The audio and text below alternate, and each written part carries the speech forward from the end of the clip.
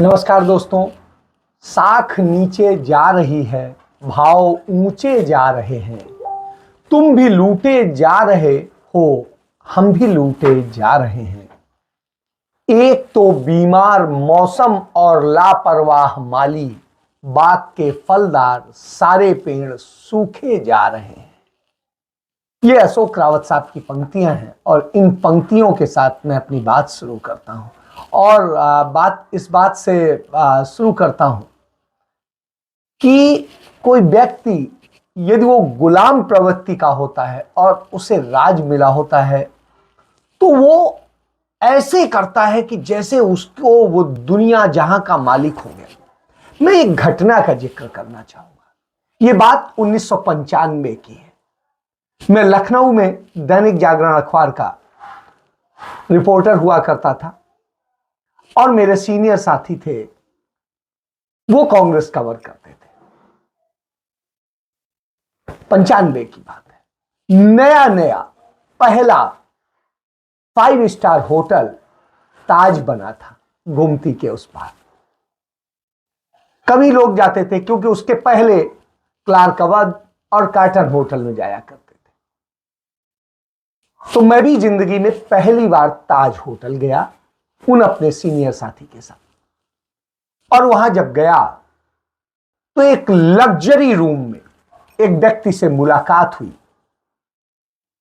और वो शख्स था गुलाम नबी आजाद। मैं क्यों कह रहा हूं? गुलाम नबी आजाद से जब हम मिले तो मिलने के बाद में उन्होंने कॉफी मंगाई और उस जमाने में जो कॉफी का रेट था, हम तो ये सोच रहे थे कि जितना उनका एक दिन का खर्चा वो कर रहे थे, मेरी 3 महीने की सैलरी वो होती थी। आप इससे समझ सकते। तो 3 महीने की मेरी सैलरी जितनी थी उतना सिर्फ उन्होंने उतनी देर में खर्च किया। तो 1 घंटे हम लोग रहे, बहुत सारी राजनीतिक और उसकी बात हुई। चूंकि हमारे साथी कांग्रेस कवर करते थे, उन्होंने वो करके आए और उन्होंने खबर लिखी, बात आई गई हो गई।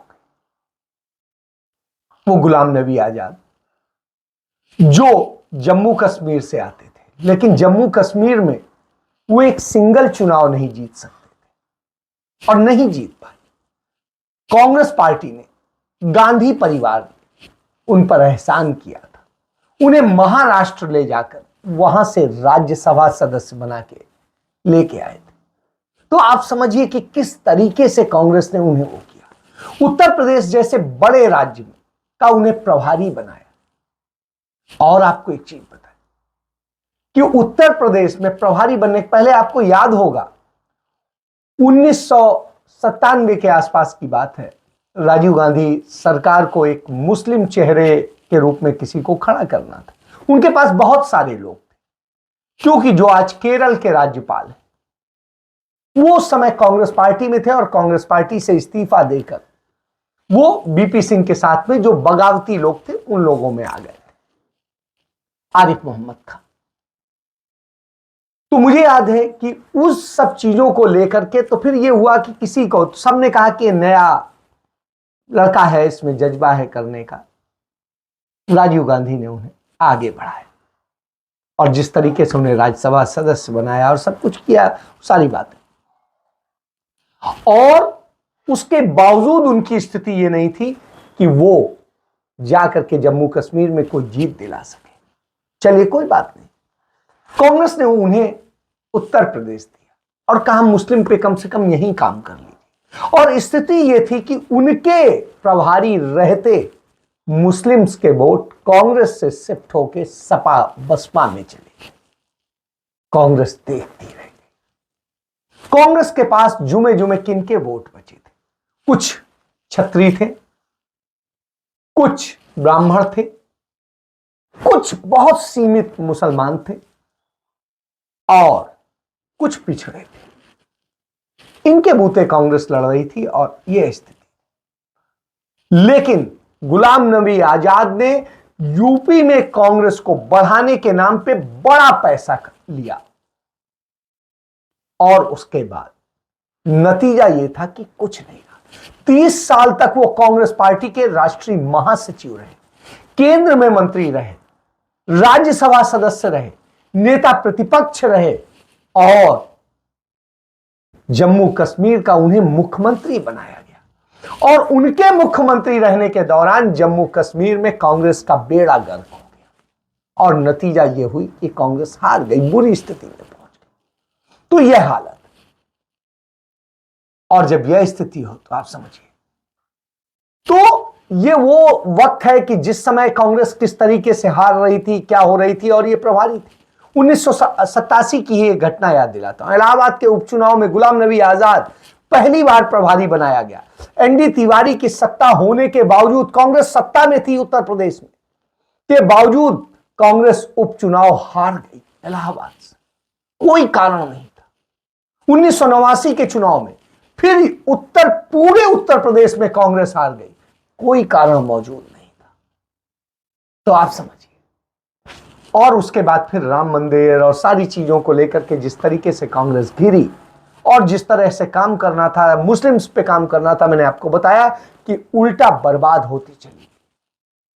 2001 में सोनिया गांधी ने गुलाम नबी आजाद को तमिलनाडु का प्रभार सौंपा और गुलाम नबी आजाद ने वहां पर कांग्रेस का गठबंधन जयललिता की पार्टी से करने का फैसला किया। समझौते के तहत कांग्रेस को सिर्फ 14 सीटें मिली और 7 पर जीती। चुनाव के बाद तमिलनाडु में जयललिता की सरकार बनी, लेकिन मंत्रिमंडल में कांग्रेस को जगह नहीं मिली। यह गुलाम नबी आजाद है, लेकिन गुलाम नबी आजाद को उसका मुनाफा मिला। नतीजा यह हुआ कि कांग्रेस से जो ज्यादा सहृदयता रखता था वह पार्टी डीएमके कांग्रेस से दूर हुई। हालांकि फिर उन्हें जब हटाया गया और दूसरा गठबंधन किया गया, उसके बाद में कांग्रेस पार्टी वहां पर थोड़ा सा सुधार हुआ। यह स्थिति है। 2002 में गुलाम नबी आजाद को यूपी का सचिव बनाया गया और उसके बाद उन्होंने जिस तरीके से वहां प्रभारी रहे और फिर वही हालत हो गई। कहां चली गई? 2 नंबर की पार्टी चली गई 4थे नंबर पर। यह स्थिति हो गई। और इसके बाद आप देखते चलिए, 2008 में कर्नाटक विधानसभा चुनाव हारने के बाद 2009 में गुलाम नबी आजाद को कांग्रेस का कर्नाटक के प्रभारी महासचिव बनाकर बेंगलुरु भेजा गया। लेकिन लोकसभा में बेहतर परफॉर्मेंस जब थी और वहां पे स्थिति ये थी, वहां पर भी वो असफल रहे और वहां भी उन्होंने नतीजे खराब किए। 2009 में कर्नाटक की 28 सीटों पर हुए लोकसभा चुनाव में कांग्रेस को सिर्फ 6 मिली। 6, यह आप समझिए, जहां पर कांग्रेस बहुत अच्छी स्थिति में थी और कर्नाटक ने सदैव कांग्रेस का साथ दिया, वहां यह हालत हुई। उसके बाद आप देखते चलिए, इसी तरीके से अब यदि आखिरी ही देख लेंगे, 2017 के चुनाव कांग्रेस पार्टी का कौन था प्रभारी यूपी और किस गर्त में पहुंची, किसी से छिपा नहीं। तो यह स्थिति है। 2012 में कांग्रेस को 28 सीटें मिली थी जहां यूपी में, लेकिन 2017 में वो 7 पर सिमट गई। 7 पर। यह गुलाम नबी आजाद की उपलब्धता है और यह उनकी उपलब्धि, तो आप समझ सकते हैं। इसके बाद में इसी तरीके से जब वो लगातार जहां जहां पर भी रहे, इसी तरीके से कांग्रेस को खत्म करते रहे। कांग्रेस के तत्कालीन व्हीप भुवनेश्वर कलिता से पद का इस्तीफा दिया, तो उनकी वजह से पार्टी व्हिप नहीं जारी कर पाई और गुलाम नबी के रहते सदन में ऐसे कई मौके आए और कांग्रेस को बेइज्जत होना पड़ा। तो यह स्थितियां रही। वह गुलाम नबी आजाद अब राहुल गांधी पर हमला कर। It is shame. Rahul Gandhi saying, I have never any association with any businessman, whereas their entire family had all along the association with businessmen, including him. I still want, because I have a great respect, I have a great respect for the family. I don't want to speak anything. Otherwise, I can give 10 examples where he would go and meet even outside the country to meet even people who are undesirable. Rahul Gandhi ने जब खुलासा किया, अपनी puzzle जारी की, जिसमें कई लोगों को बताया कि किस तरीके से उस पजल में कि कौन क्या है, तो राहुल गांधी ने जब उसमें यह बताया तो गुलाम नबी आजाद को बड़ा खराब लगा। कि आखिर उन्होंने पजल क्यों बना दी। मतलब आप कुछ भी कहते रहिए, राहुल गांधी बोलेंगे तो आपको खराब लगेगा, सच कोई भी बोल देगा तो खराब लगेगा।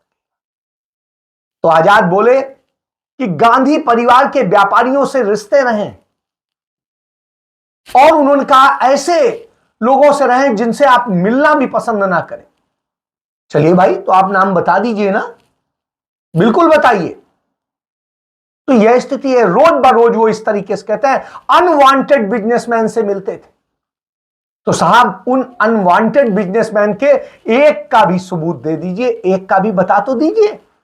वो आपके पास बताने के लिए है, और जब ये कहते हैं तो समझ सकते हैं। राहुल से अब उस मुद्दे को लेकर के भारतीय जनता पार्टी के नेता, सांसद और पूर्व कानून मंत्री रविशंकर प्रसाद हमला करते हैं और वीडियो क्लिप जारी करके कहते हैं राहुल गांधी विदेश जाते हैं, अनवांछित बिजनेसमैन से मिलते हैं। राहुल गांधी बताएं कि ये व्यापारी कौन है जिनसे मुलाकात की। गुलाम नबी आजाद जो कांग्रेस में 50 साल तक रहे, केंद्रीय मंत्री रहे, जम्मू कश्मीर के मुख्यमंत्री रहे, विपक्ष के नेता रहे, कांग्रेस के महामंत्री रहे, और उन्होंने इंदिरा गांधी, राजीव गांधी जी, सोनिया गांधी जी सबों के साथ काम किया है। उन्होंने एक बहुत ही गंभीर आरोप लगाया है कि राहुल गांधी जब भी विदेश जाते हैं तो कई अनडिजायरेबल बिजनेसमैन से मिलते हैं। और गांधी परिवार के प्रति मेरा सम्मान है, लेकिन गांधी परिवार का कई व्यापारी घरानों से संबंध है। Mr. Ghulam Nabi Azad has clearly stated that whenever Mr. Rahul Gandhi goes abroad, he meets many undesirable businessmen. And the Gandhi family has close association with many business houses. Rahul Gandhi तो कह रहे हैं कि आप अडानी के लिए कर रहे हैं, वो तो बार बार कह रहे हैं। आप बताइए ना कि राहुल गांधी किससे मिले और क्या किया। वो तो ये पूछ रहे हैं कि आप कितने बार गए, किसके साथ गए। सरकारी विमान से गए, सरकारी विमान से आपने किया है, तो सीधी सी बात है, वो उतनी सी बात पूछ रहे हैं। और आप तो एक का भी नाम बता दीजिए, तो वो तो आप बता नहीं पाएंगे क्योंकि ऐसा कुछ है नहीं। तो यह स्थिति है। ये रविशंकर प्रसाद हैं कौन? ये रविशंकर प्रसाद पटना से सांसद है, लेकिन इसके पहले उनकी हैसियत नहीं थी कि वो कभी भी लोकसभा चुनाव जीत सके। अब वो जीत के आए, कानून मंत्री रहे, कानून मंत्री से हटा दिया गया, और भी चीजें। तो अब राहुल गांधी और कांग्रेस पर हमला करके वो अपनी जगह बनाना चाहते हैं, और कमोबेश यही स्थिति है। यही स्थिति गुलाम नबी आजाद की है। वो जितना हमला करेंगे उतना ही उनकी हैसियत बढ़ेगी, क्योंकि इसी तरीके से हमला करके असम के मुख्यमंत्री बन गए हैं हेमंत बिस्वा शर्मा। तो आप समझ सकते हैं। तो यह स्थिति, जबकि एक और सच जान लीजिए, भारतीय जनता पार्टी उनको इस योग्य भी नहीं समझती है कि उनको अपने ट्विटर हैंडल पे फॉलो करे, और वो लड़ रहे हैं।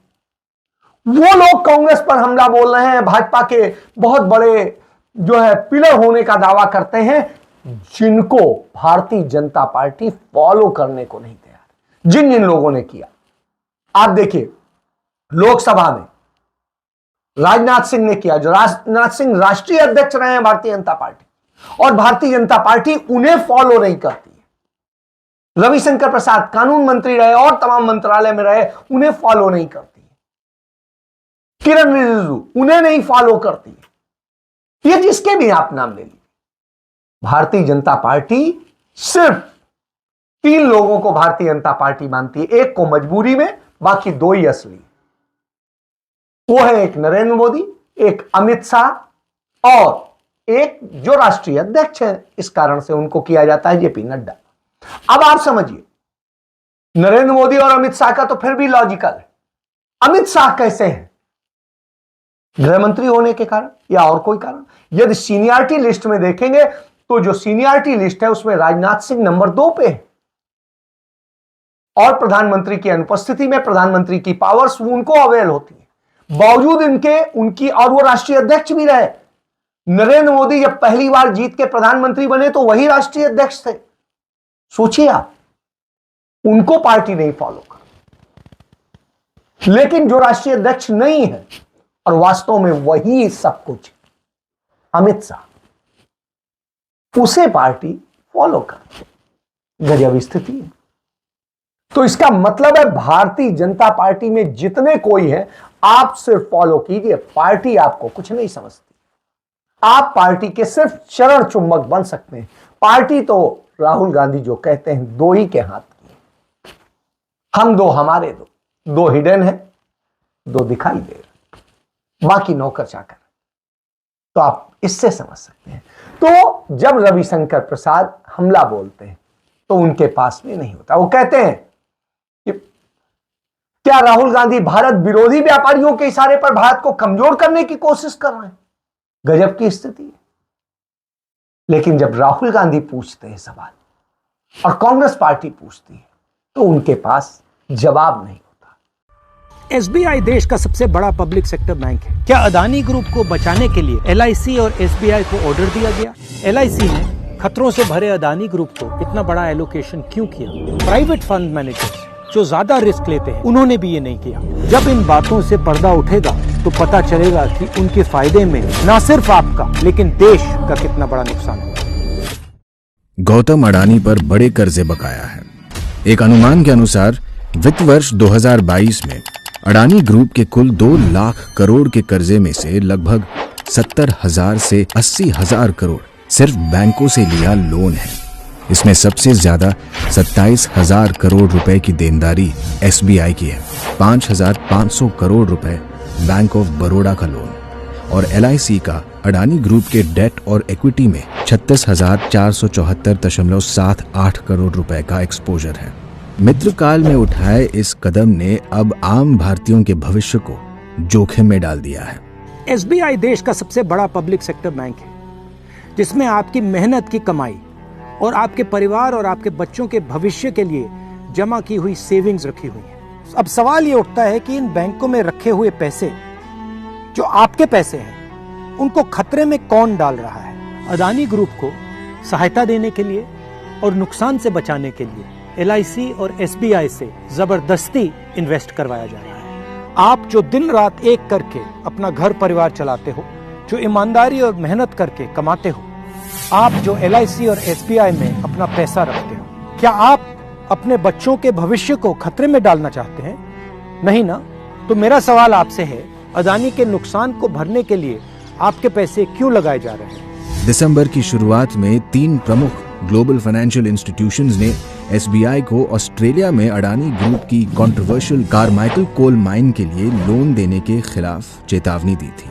न्यूज एजेंसी IANS के अनुसार नवंबर 2020 में एसबीआई अडानी ग्रुप को 5,000 करोड़ रुपए का ऋण देने के लिए तैयार था। इतना ही नहीं, साल 2014 में अडानी और उस वक्त की एसबीआई चीफ के बीच एक MOU पर हस्ताक्षर भी किए गए थे। एसबीआई के चीफ आपके पैसे को सुरक्षित कर रहे हैं या फिर अदानी के बिजनेस को? भारत की सबसे बड़ी सार्वजनिक बीमा कंपनी LIC का अडानी समूह में पूरे बीमा इंडस्ट्री के कुल निवेश का 98% से अधिक हिस्सा है। एलआईसी ने खतरों से भरे अदानी ग्रुप को इतना बड़ा एलोकेशन क्यों किया? प्राइवेट फंड मैनेजर्स जो ज्यादा रिस्क लेते हैं, उन्होंने भी ये नहीं किया। क्या ये पीएम का कर्तव्य नहीं कि एलआईसी जैसे फाइनेंशियल इंस्टीट्यूशंस का पैसा सुरक्षित रहे? हिंडनबर्ग की रिपोर्ट आने के बाद LIC के शेयर्स की कीमत 50,000 करोड़ रुपए गिर गई।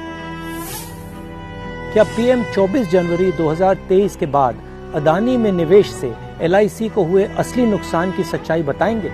एलआईसी के इन्वेस्टमेंट के बाद घबराए हुए अदानी की रिटेल इन्वेस्टर्स की परेशानियों को कम करने के लिए पीएम क्या कर रहे हैं? ये कोई रहस्य नहीं है कि अडानी ग्रुप ने शेल कंपनियों के एक विशाल चक्रव्यूह का इस्तेमाल करके सामूहिक रूप से अडानी की सार्वजनिक लिस्टेड और प्राइवेट कंपनियों में अरबों डॉलर्स का लेन देन किया, और ये अपने व्यापार की साफ जानकारी दिए बिना किया गया है। अदानी ग्रुप के खिलाफ फ्रॉड, मनी लॉन्ड्रिंग, शेल कंपनियों का उपयोग करने के आरोप लंबे समय से लगते आ रहे हैं। 4 इन्वेस्टिगेशंस हुए हैं, इनमें से एक सेबी ने किया। इन शेल कंपनियों के पीछे कौन है? जब मार्केट में अदानी ग्रुप की शेयर की कीमत उनके इशू वैल्यू से भी नीचे गिर रही थी, फिर भी LIC और SBI ने FPO में पैसा निवेश किया। क्या अदानी ग्रुप को बचाने के लिए LIC और SBI को ऑर्डर दिया गया? किसके कहने पर? जरा सोचिए, इन कंपनियों में लगा सारा पैसा आपकी मेहनत की कमाई है। ये कंपनियां डूबी तो आपका पैसा भी डूबा, यानी अडानी नहीं, यहां आपका पैसा दांव पर लगा है। सत्ता में बैठे लोगों को आखिर किसने ये अधिकार दिया? हम इसका जवाब लेकर रहेंगे। जब इन बातों से पर्दा उठेगा तो पता चलेगा कि उनके फायदे में न सिर्फ आपका लेकिन देश का कितना बड़ा नुकसान हुआ है। कांग्रेस पार्टी ने आज भी पूछा, आखिर 998 करोड़ रुपया क्यों खर्च किया जा रहा है पेगासस जैसा स्पाईवेयर लेने के लिए? किसकी जासूसी करानी? अपने मंत्रियों की, विपक्ष के नेताओं की, पत्रकारों की, किसकी? किससे आपको डर लगता है? ये तो राजा करते थे कि अय्यार पालते थे और आप अय्यारी करा रहे हैं। सवाल जायज। पेगासस जब बहुत बदनाम हो गया तो जो मिनिमम गवर्नेंस मैक्सिमम सर्वेलेंस वाली सरकार है, ये अब नया स्पाईवेयर मार्केट में ढूंढ रही है और RFP भी इन्होंने निकाला हुआ है। एक पर्टिकुलर डिपार्टमेंट ने कॉग्नाइट स्पाईवेयर उपकरण खरीदा गया है जो पेगासस का विकल्प है, इस देश में अभी लाया जा रहा है। और पेगासस की जो प्रणाली है उसकी तुलना में इसका प्रोफाइल इतना हाई प्रोफाइल नहीं है कि जिसके बारे में बहुत चर्चा हो गई हो देश में या विश्व में। लेकिन जो अमेरिकन लॉ फर्म है एक, मैं आपको ये भेज भी रहा हूं, जो उनका कोट है कॉग्नाइट के विषय में, वो मैं पढ़ के आपको जरा सुनाना चाहता हूं कि वो कॉग्नाइट को वो क्या परिभाषा इन्होंने दी है। कॉग्नाइट ने नियमित रूप से दुनिया भर के पत्रकारों, सबसे पहले आप ही लोगों का नाम आ रहा है, हम तो बाद में आएंगे, असंतुष्टों, सत्तावादी शासन के आलोचकों, विपक्ष के परिवारों और मानवाधिकार कार्यकर्ताओं को उनकी जानकारी के बिना निशाना बनाया और इन लोगों से जानकारी हासिल करने के लिए हेरफेर करके या उनके उपकरणों और खातों से समझौता करके उनके बारे में खुफिया जानकारी एकत्रित की। ये जो साहब नया उपकरण खरीद रहे हैं, स्पाईवेयर खरीद रहे हैं, उसके बारे में अमेरिकन लॉ सेंटर, एक लॉ कंपनी है, वो क्या कहती है मैंने आपको पढ़ के सुनाया। 120 मिलियन यानी कि 986 करोड़ का इस पर सार्वजनिक धन खर्च होगा। मेरा और आपका 986 करोड़ खर्च होगा इस स्पाईवेयर को खरीदने में और इसका उपयोग करने में, क्योंकि उसमें कुछ लोगों को ट्रेनिंग भी देनी पड़ती होगी, मुझे लगता है। हालांकि ये लोग तो शाह और शहनशाह तो बड़े ट्रेंड हैं। तो इससे आप समझ सकते हैं, यही वजह है भारतीय जनता पार्टी गद्दार पालती और उनके जरिए उन पर हमले कराती है जो देश के लिए लड़ते हैं, देश के हित के लिए लड़ते हैं। और यह आज से नहीं है, 1925 से यही होता आ रहा है और यही हो रहा है, क्योंकि इनके यहां न लोकतंत्र है न कोई बात। लेकिन कांग्रेस में सदैव लोकतंत्र था, है और उम्मीद करता हूं मैं। यह एक सच्चाई, इस सच्चाई को समझिए तो ये गद्दार गुलाम बने हुए लोग भारतीय जनता पार्टी के चाटुकार लाड़ले हो जाते हैं, क्योंकि उन्हें कांग्रेस में सम्मान अधिक मिल गया और वह सम्मान उनसे पचता नहीं। तो इसके साथ अपनी बात समाप्त करता हूं और आपसे आग्रह करता हूं, सच को जानिए, पहचानिए। सच जानना बेहद जरूरी। जय हिंद, जय भारत, वंदे मातरम।